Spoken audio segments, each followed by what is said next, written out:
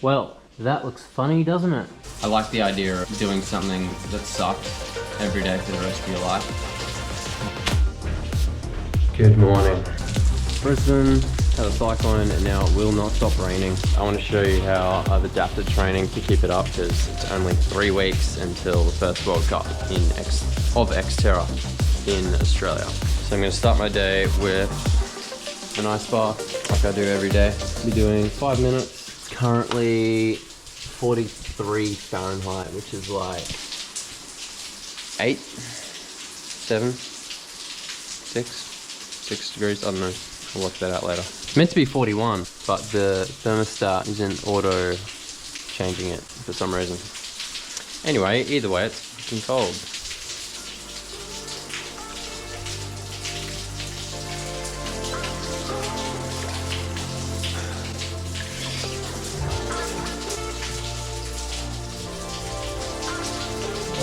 I just felt the fridge turn on, so it's got an auto sensor. If it starts getting too warm, it'll turn on and try and get back to 41 Fahrenheit, which is 5 degrees. So 43 must be like, I don't know, 6 or 7 degrees.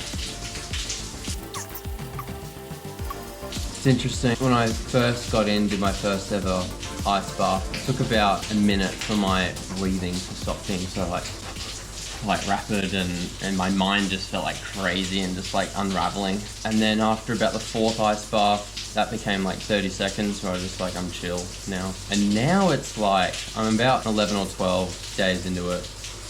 Now when I get in, it's like zero panic. Like it's not even there. So that's interesting. I think when your brain's getting used to that stress, it relates to so many other things in life. Suddenly cutting in front of you in traffic, you're just gonna react because you're calm, so your body can actually function. So any stress in general, I think this is gonna help with being able to function under pressure. The muscles do feel pretty good after. I do actually crave doing an ice bath after training, but you should wait about 4 hours until you do one because you actually want that inflammation process in your body. But for me, I just do ice baths every morning. No particular reason. I like the idea of doing something that sucks every day for the rest of your life. I think that's a David Goggins quote. If you're conquering this at the start of the day, then everything else seems a bit easier. And it's good for the body in many, many different ways that Wim Hof goes all on about, but I haven't actually dug into that, but just a good byproduct, I guess. That is 5 minutes.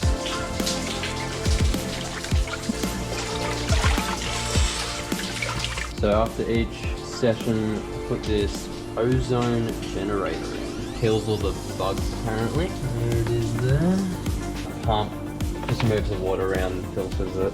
Filter out some more of the heavier debris. Shout out to Grounded Ginger, who sells filtration systems. All the gear was about $398 from Grounded Ginger. The chest freezer itself was $800. But I highly value having a system that you just have to jump straight in. Hashtag Forbes MTV. God, that road bike looks good. Missing a seat because this was its seat, but it's so comfy that I had to chuck it on the mountain bike. And I'm actually going to take it off, put it on my TT bike so I can go do my trainer. Because I'm planning to sit on it for 3 hours because of this bloody rain. So I'll see you there. It's going to sound silly, but ice baths have really built an appreciation for the rest of the morning. Having brekkie, wearing a jumper, sort of like when you're camping, everything just feels a bit nicer. Food tastes a bit better, and I don't know, it's just appreciation, isn't it?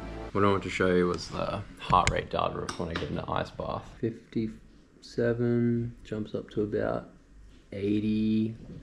But what's interesting is it goes all the way down to 33 beats per minute. I've never seen my heart rate that low. Since recording this video, I did a 10-minute ice bath, and at the 8-minute mark, my heart rate went all the way down to 31 beats per minute. Pretty crazy, hey? Well, that looks funny, doesn't it? But the comfort of this saddle is just next level.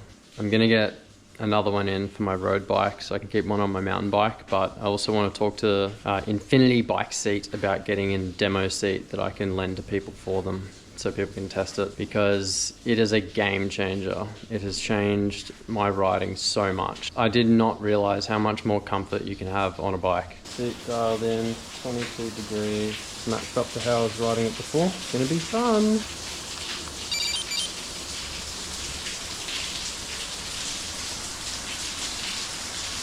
"20 minutes done, 2 hours 40 to go. My plan is just to stick in zone 2 the whole way. That's like 135 to 140 beats per minute heart rate. Nutrition plan is got 3 bottles, 3 hours. 100 gram of sugar per hour. And the first bottle's got 90 milligram of caffeine in it. Whew, so fun. I'll give you a bit of a look at the seat in action. I'd show you the front, but I'd probably get banned from YouTube.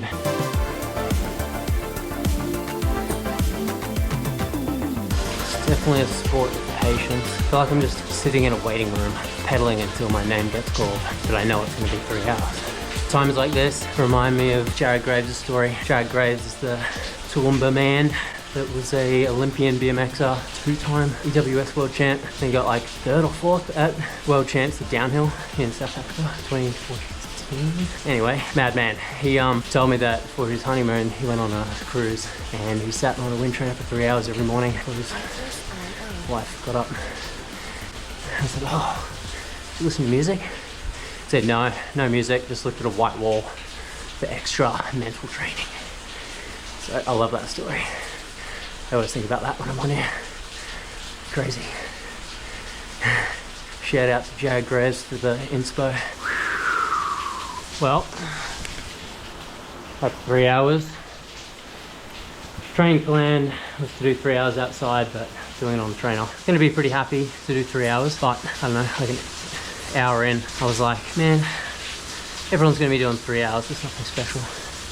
There'll be a lot of people out there doing the same thing. So I thought, fuck those people, I'm doing 4. 3 hours, 20-ish. It's gonna sound silly, but my legs are starting to get sore. Keep visualizing, just like laying on the back of that, on top of the van in the rain.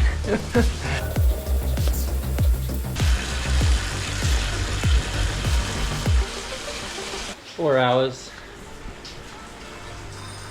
There it is. That was long. Longest I've done is 3.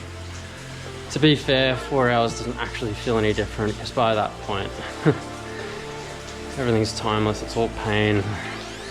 1 minute feels like half an hour, and half an hour feels like a minute. Yeah, I remember being half an hour into that, thinking, I want to stop now. And then there's moments that like 3.5 hours, you're just like trucking along feeling good, and then, yeah, it's a wild journey. I've had my second breakfast. Now, because all the pools are shut, I have to use my parents' pool, which is like a 10-meter circular looking pool, which isn't ideal, but I'll work with what I got.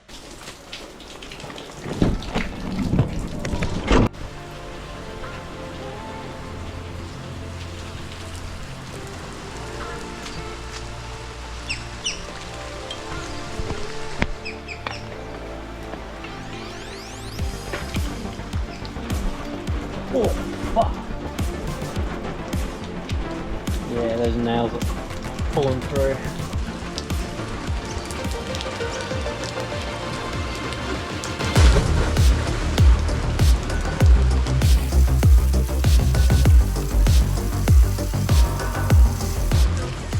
That wasn't all the swimming.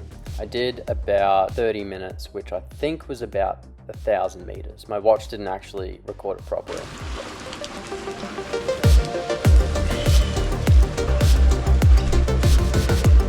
That was fun. So many turns in a short amount of time. So you don't go as far, that's for sure. That's it for training today, and that is how I adapt in the rain and when the pool's shut. I was so cooked by this point to do a proper outro, but I would like to finish on that. Next is a nutrition video of what I eat in a full day of training. If you would like to support the channel, please hit the subscribe button so you can get notified when I next release my next video. It will help a lot. Thank you.